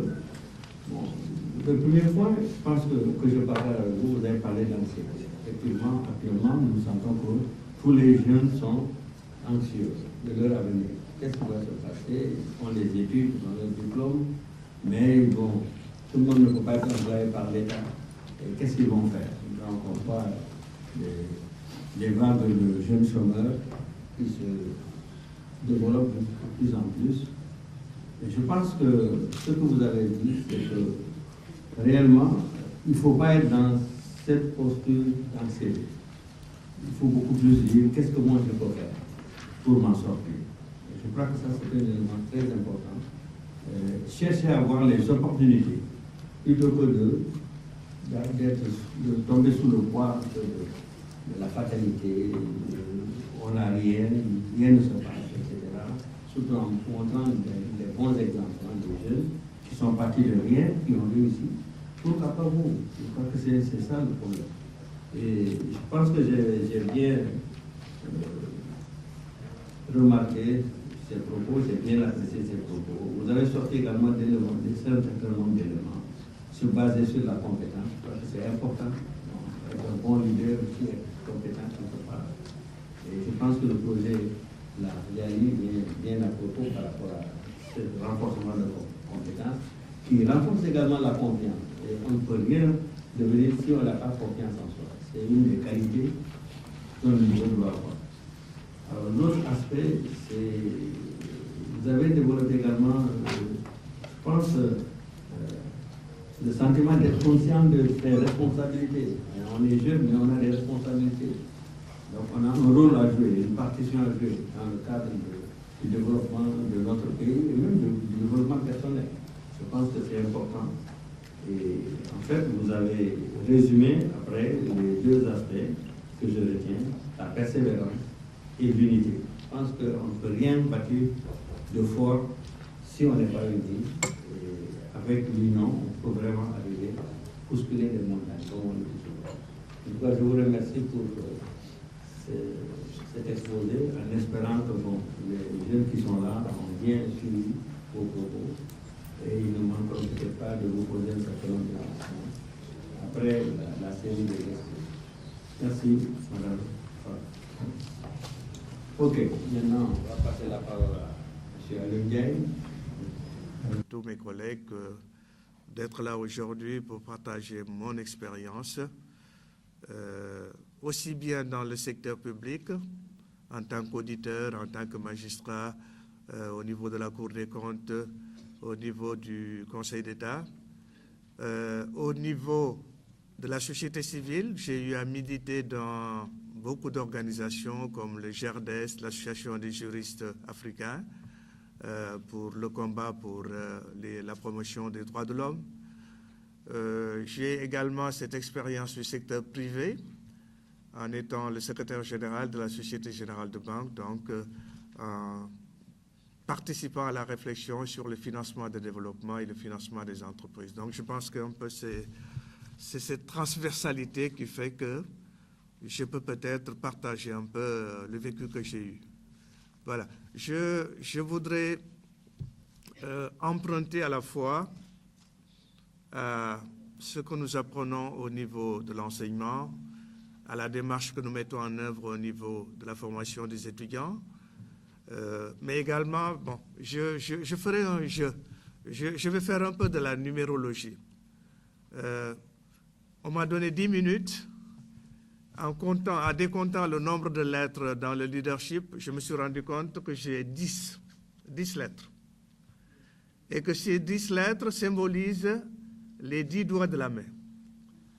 Et ce qu'on nous apprend en management, la main, c'est le symbole de l'action.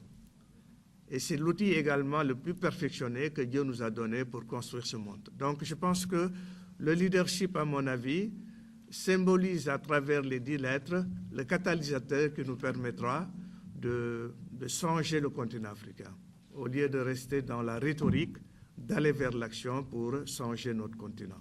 Donc, quand je dis leadership, je dis la L, c'est quoi? C'est la lutte.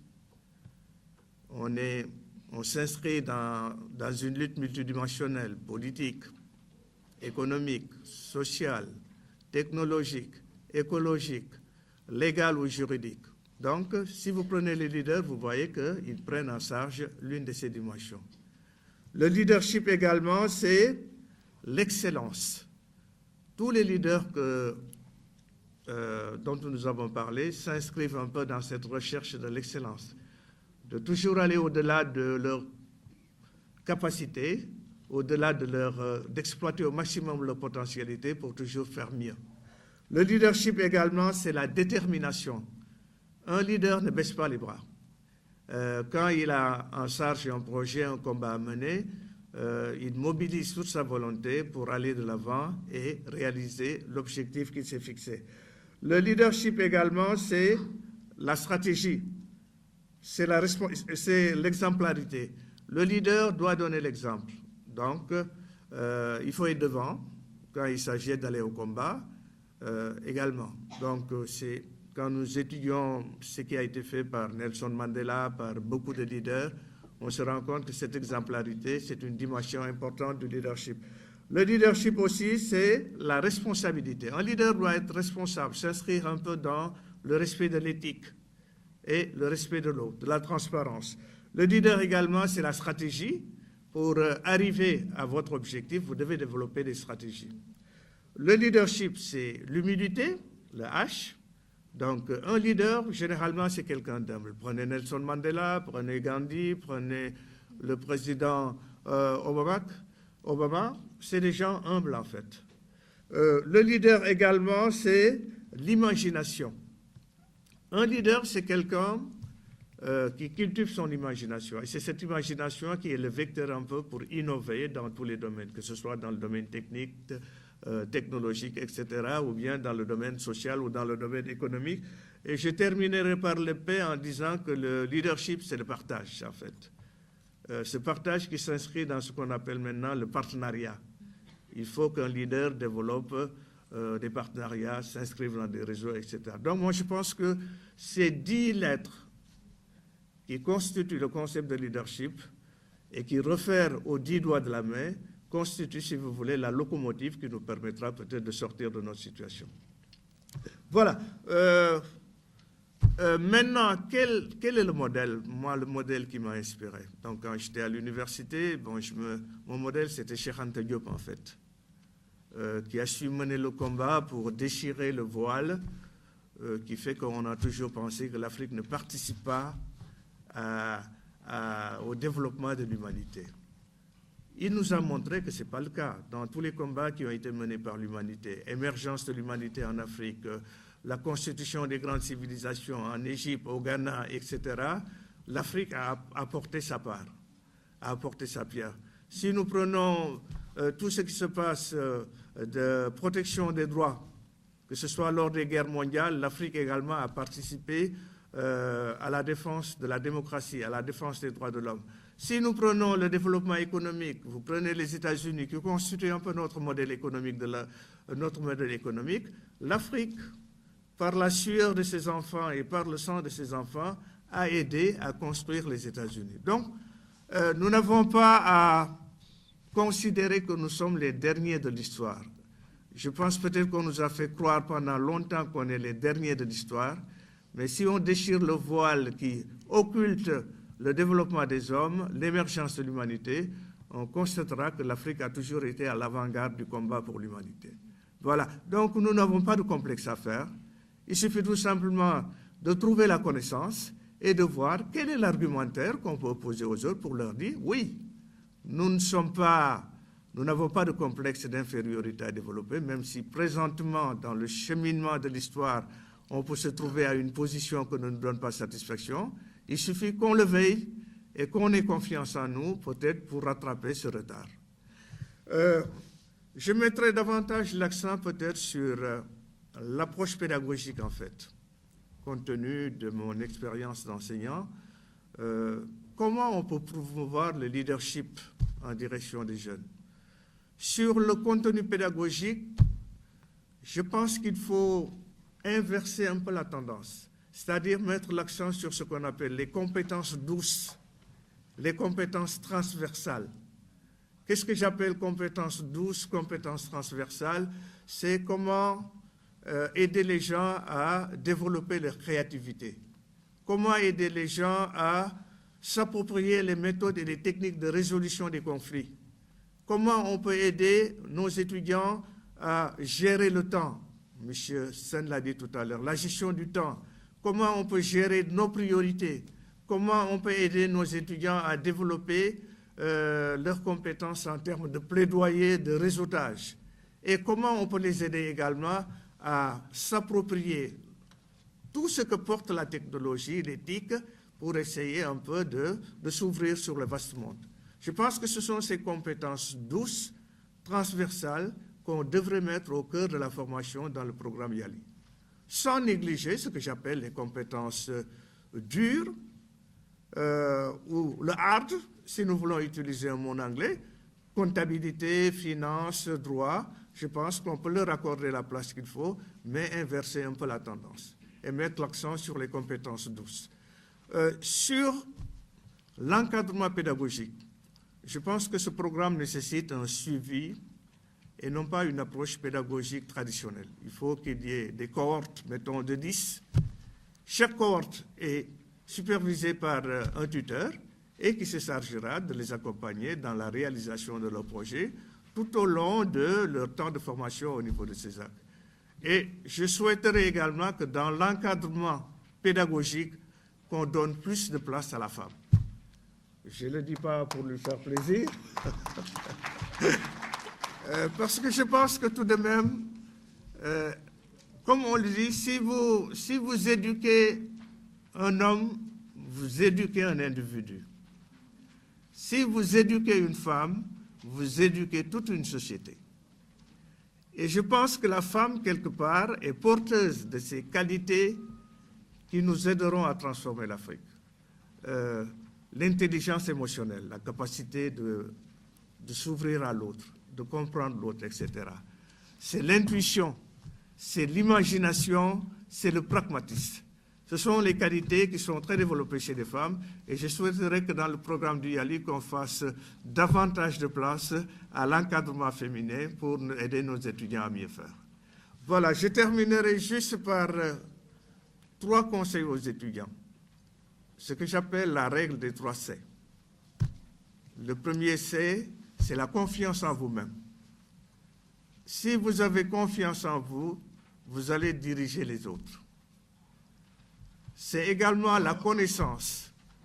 Comme le prophète nous l'a dit, allez jusqu'en Chine pour certains la connaissance. Et si vous prenez ce qui émerge au niveau de leadership, si je prends le modèle, moi, que j'ai suivi, Cheikh Anta Diop, c'est quelqu'un qui était ouvert à tous les savoirs, la linguistique, les sciences, et ça lui a permis un peu d'avoir l'argumentaire nécessaire pour montrer notre place, que nous avons une place méritée en Afrique.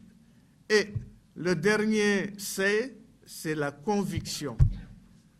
Vous devez être des gens adossés à une conviction, c'est-à-dire à un idéal qui vous permet, même si vous êtes appelé à faire des compromis, vous restez adossés à des valeurs fortes comme Nelson Mandela, qui constitue un peu notre inspirateur, et le président Obama, qu'il faut féliciter pour cette initiative tout à fait magnifique. Je vous remercie.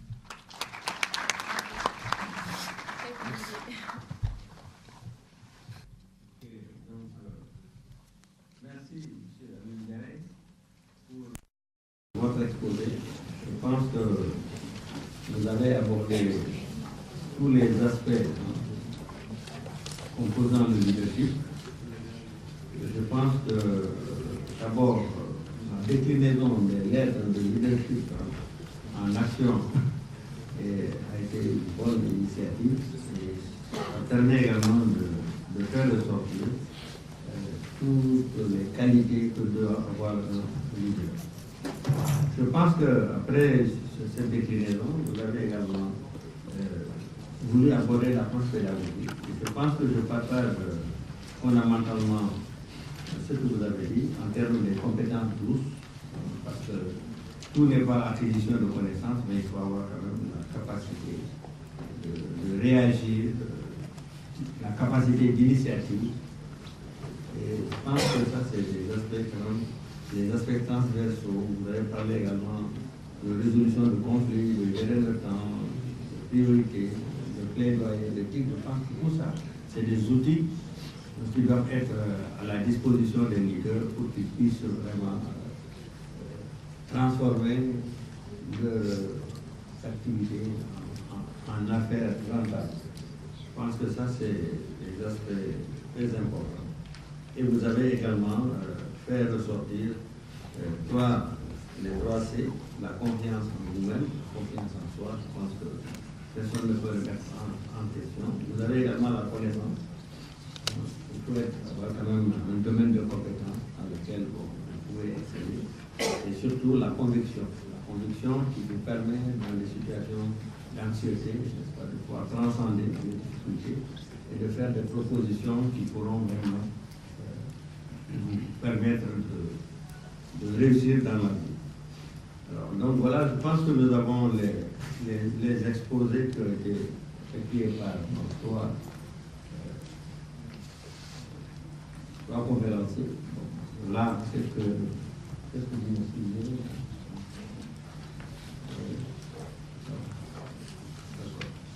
On me fait savoir que c'est bientôt l'heure de la pause, donc on va ouvrir.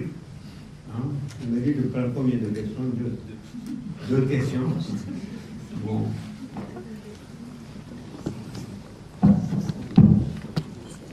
Bonjour à toutes et à tous. Une contribution avant de poser une question. La contribution, c'est un peu la place du leader. On a tendance à dire que le leader, c'est celui qui est devant. Mais si nous prenons l'exemple d'une troupe, par exemple l'armée, le leader peut être le capitaine qui se met derrière. Juste pour dire que ce n'est pas celui qui est devant, mais il s'agit d'un système et chacun a un rôle à jouer. L'homme est un animal social, donc pour que la société puisse avancer, il faudrait qu'il y ait quelqu'un qui donne le ton, quelqu'un qui éduque, quelqu'un qui soigne, ainsi de suite, ainsi de suite. Donc, et puis, le leadership, on a tendance à dire que ça ne nous est pas importé. Je pense que la charte du mandat a été écrite bien avant la charte des droits de l'homme. Donc, l'Afrique n'est pas en retard en ce qui concerne le leadership ou quelque chose du genre. Ce qui pose un autre problème, c'est quoi? Qu'est-ce que c'est que le leadership? Bien, est-ce que nous comprenons bien le leadership? Parce que quand on enseigne aux Africains ou bien aux Sénégalais ce que c'est que le leadership, on leur donne des exemples qui sont un peu déconnectés de la réalité. Et je pense qu'un leader, le meilleur leader au monde pour toute l'humanité entière, on le connaît. Et je pense que d'une manière sans considération religieuse, c'est le prophète qui, après Mohammed sallallahu alayhi wa sallam, qui après 15 ans continue à influencer, à impacter l'humanité. La question, c'est le centre régional de leadership Yali. Maintenant, les bénéficiaires du Yali qui avaient tendance à partir aux États-Unis faire leur formation. Maintenant, est-ce que c'est un campus délocalisé qui fera qu'ils ne partiront plus aux États-Unis ou bien des choses de ce genre? Bon, c'est un peu ça mon inquiétude, la question que je devrais poser. Merci beaucoup. Celui qui a eu la chance d'être alphabétisé et qui n'est pas forcément en contact avec les problèmes de la société de tous les jours, ou bien il doit venir du peuple. C'est-à-dire, par peuple, j'entends celui qui n'a peut-être pas eu la chance d'être alphabétisé, mais qui est tout le temps confronté aux problèmes de la vie. Merci. Madame Mamadou, je suis en LPGO en César. D'abord, je voudrais dire que je suis d'abord heureuse qu'il y ait une femme dans le panel, donc c'est plus facile pour nous les femmes, les filles, de s'identifier à vous, madame. Et je voudrais vous poser une question. Je voudrais savoir en tant que femme leader, quels sont les problèmes que vous rencontrez parfois dans la société, parce que c'est vrai que les hommes, ils ont tendance à craindre les femmes qui sont un peu trop intelligentes, qui veulent être un peu indépendantes. Et aussi, je voudrais avoir quelques conseils de votre part, parce que moi, je suis féministe. Donc, je voudrais me battre plus tard pour l'égalité entre hommes et femmes. Mais c'est vrai que c'est un peu trop, je ne sais pas, dans la société africaine, c'est un peu flagrant. Donc, du coup, je me heurte souvent à les critiques, des gens qui remettent ma religion, ma foi parfois en cause. Donc c'est pas vraiment facile, mais pour moi j'y crois quand même. Et je voudrais me battre pour ça. Mais je sais pas, parfois je suis un peu découragée. Merci. Je m'appelle Hérodia Solomon, je suis un master professionnel politique et contrôle de gestion ici au César. J'ai suivi avec attention les 3 présentations de nos chers panélistes et j'ai une question à l'endroit de M. Alioune Diaye. Lorsque vous parlez des 10 lettres du leadership, il y a un E qui était exemplarité et puis le H qui est humilité. Nous avons eu par le passé, en tant que gouverneur de classe, à nous confronter à un certain nombre de problèmes de gestion de nos camarades. Alors, ma question surtout est de savoir comment combiner avec efficacité, exemplarité et humilité. Merci. Alors, j'ai saisi vos différentes présentations. Je suis tout à fait d'avis avec vous sur la notion du leadership. Ma question revient à M. Omar Touré, qui a eu à présenter le programme YALI. J'ai cru voir dans vos diapositives que le programme YALI va se dérouler sur 4 ans, et suivant des années. Alors, je voudrais savoir, est-ce qu'il n'y aura pas de chevauchement pour des étudiants qui suivent déjà une formation et qui aimeraient pouvoir suivre le programme YALI? Et comment ça pourrait être fait si dorénavant, on aurait eu l'éventualité de pouvoir faire ça? Merci. La tête, celui qui est la tête, il est devant. On peut avoir un capitaine qui confierait peut-être à son sergent le rôle de pouvoir mener les troupes devant, mais il est derrière pour contrôler. Mais justement, c'est ce qu'on veut d'un leader. Ne pas faire de sa position quelque chose d'ostensible. Si vous êtes un leader, vous n'avez pas besoin de le clamer au fort, je suis le leader. Vous l'êtes intrinsèquement. Si vous êtes un leader, vous n'avez pas besoin, quand vous venez dans une salle, de faire en sorte que vous soyez bien assis quelque part où on va vous voir. Ce n'est pas la peine. C'est pour ça que le capitaine, justement, parce qu'il est meneur d'hommes par définition, il est le caput, il est la tête, il n'a pas besoin de se mettre devant. Mais fondamentalement, de par sa fonction capitaine, il est devant. Alors l'autre remarque, oui c'est vrai, le plus grand leader pour moi aussi, c'est Mohammed Rasulullah alayhi wa sallam, mais est-ce que je vais essayer d'aller voir les bons et les bouddhistes pour les convaincre que Mohammed aussi, c'est le meilleur des hommes pour eux?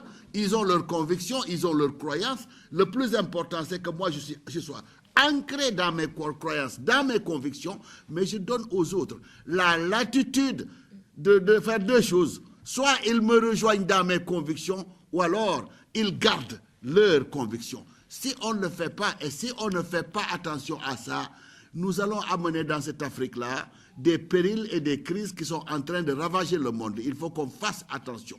L'autre élément, c'est que fondamentalement, la religion, et je vous le dis à vous Africains, c'est important, c'est une question fondamentalement individuelle et personnelle. Le prosélytisme, je crois en ceci, vous avez à croire la même chose, c'est pas bon. Dieu ne l'a jamais dit et Dieu ne l'a jamais prescrit. Croyez en ce que vous croyez, laissez les autres croire en ce qu'ils croient. Et surtout, ne les agressez pas avec vos chapelets massifs. Ce n'est pas la peine.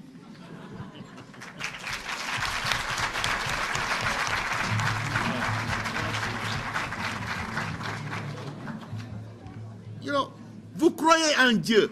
Ayez la conviction en vous-même. Vous n'avez pas besoin de passer tout mon temps à me regarder, à me dire « je crois en Dieu, je crois en Dieu ». Ça veut dire que vous n'êtes pas convaincu. Oui.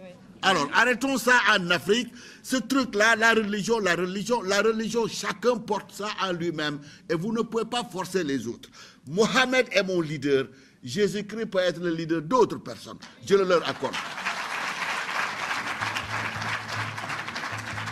Leader et alphabétisation, il ne faudrait pas qu'il y ait un fossé entre vous et les autres. Si vous allez dans un village, n'importe lequel, dans un village africain, vous vous mettez sous l'arbre à palabres pendant une semaine, vous entendrez de ces sexagénaires, octogénaires, vous sortir des vérités que vous ne comprendrez pas.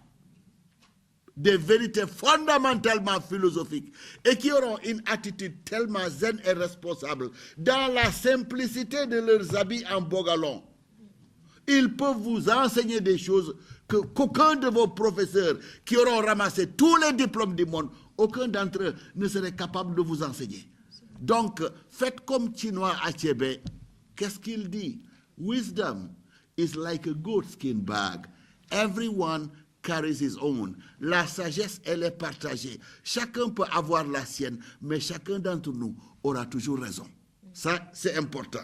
Enfin, leader dictateur, mais vous l'avez dit vous-même, si les dictateurs, ils ne sauraient être leaders. parce que le leader, c'est la compréhension, la paix, la simplicité et l'humilité. Un dictateur, non, ça ne peut pas être un leader tel qu'on l'entend ou tel qu'on voudrait que vous le soyez. Merci beaucoup. Voilà. Merci beaucoup. Ok, merci.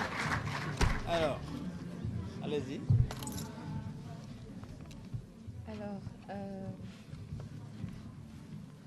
je vais essayer de répondre. Les gens et la foi qu'on utilise un peu contre vous et que ça vous décourage et que vous aimeriez un conseil de ma part. Vous savez, ce que je mets souvent de dire, c'est que je suis fille aînée et que je suis née dans une famille, j'allais dire, bol-bol. Et quand mon père m'a envoyé à l'université, il y avait ses grands frères et certains de ses oncles qui lui disaient « Mais qu'est-ce que tu fais? Pourquoi est-ce que tu envoies Ami à l'université ?» Parce que c'est normal, il faut accepter que des personnes qui n'ont pas eu le même parcours ou la même vision puissent avoir des préjugés. Le fait de ne pas être blessé par ces préjugés, c'était un poids en moins déjà. Je crois qu'il faut refuser de traîner ces préjugés. Traîner, ça veut dire que ça nous obsède, que ça reste dans la tête, qu'on se dise les gens sont négatifs, etc. Moi, je refuse cela. Vous savez, parfois, vous allez quelque part, vous ne connaissez personne et vous pensez que personne ne vous connaît, alors que là-bas, il y a peut-être 2 ou 3 personnes qui ont gardé quelque chose contre vous et qui vont répandre le négatif autour de vous et vous arrivez déjà avec un esprit négatif. Mais si vous mettez en avant cette peur, si vous mettez en avant cette anxiété, vous n'allez rien réussir dans la vie. Il faut accepter que les gens disent du négatif sur vous. Il faut accepter que les gens pensent du négatif sur vous. Et c'est à vous, en tant que leader, vous, en tant que futur leader, de refuser que cela soit un poids dans votre vie. Moi, je dis toujours, être féministe, le revendiquer, c'est pas forcément... Il faut passer d'un autre type de féminisme, c'est-à-dire le féminisme. Avant, il y avait un véritable besoin d'être féministe parce qu'on interdisait aux femmes de voter, on interdisait aux femmes beaucoup de choses. Mais aujourd'hui, le combat est différent. Aujourd'hui, je pense qu'on n'a pas besoin de mettre en avant d'abord que nous sommes femmes. On n'a pas besoin de soutenir des lois comme la parité. Moi, je pense que nous sommes capables d'être là où il faut par nos compétences, parce qu'en tant que femmes, nous avons les mêmes compétences, si nous le voulons. Donc, c'est d'abord une question de volonté. Moi, par exemple, je ne suis pas pour la discrimination positive.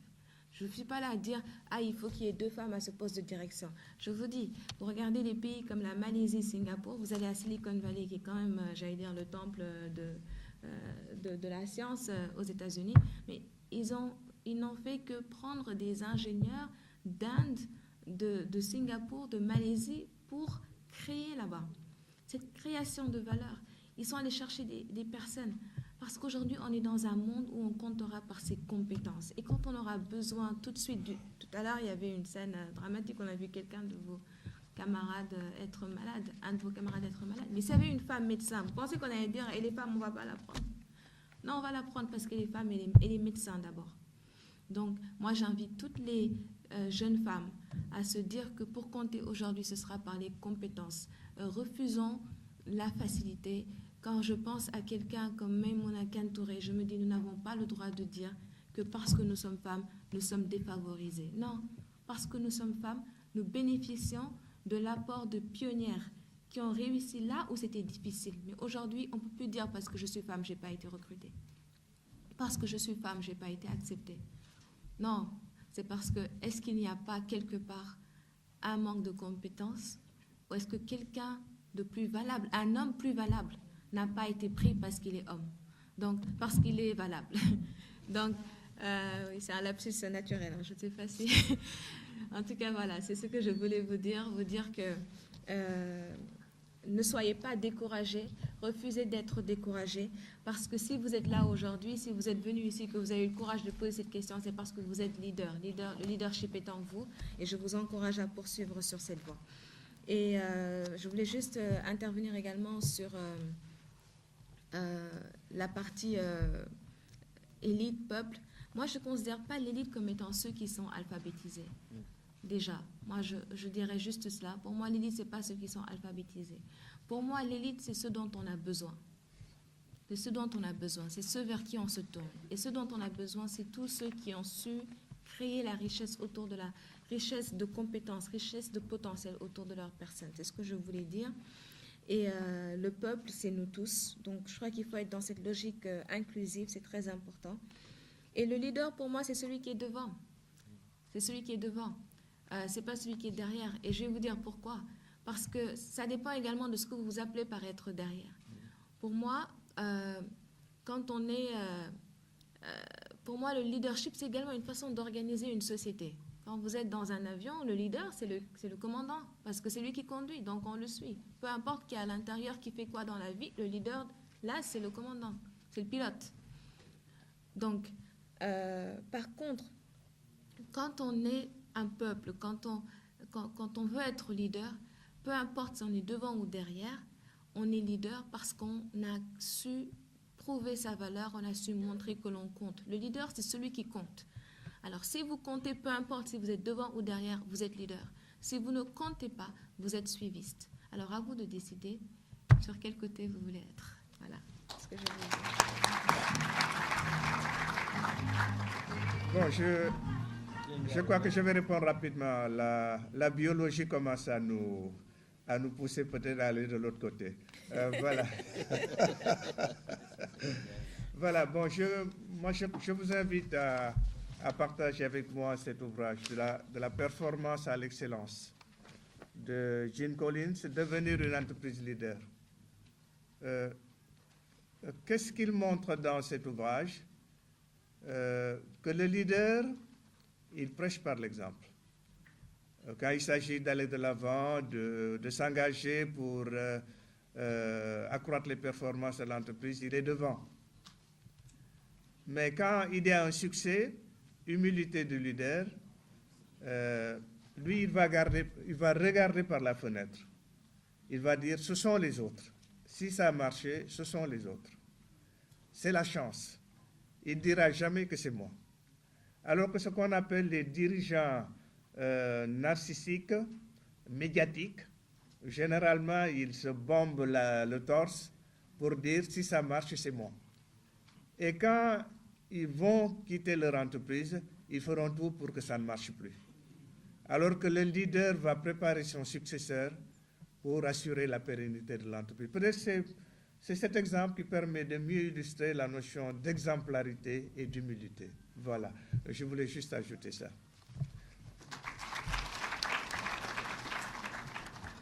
Je voulais juste demander à la demoiselle qui a posé la question tout à l'heure de répéter son nom et de nous dire sa formation. Vous disiez que vous étiez en quelle formation? Oui?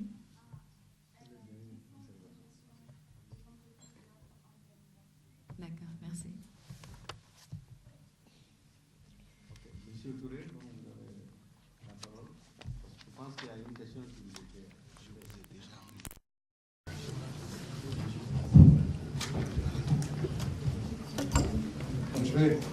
Je réponds à la question de l'étudiant qui s'inquiétait du fait que le YALI étant prévu pour durer 4 ans, est-ce qu'il y a dans l'organisation du YALI quelque chose qui pourrait porter préjudice à des étudiants qui en ce moment ne pourraient pas s'inscrire?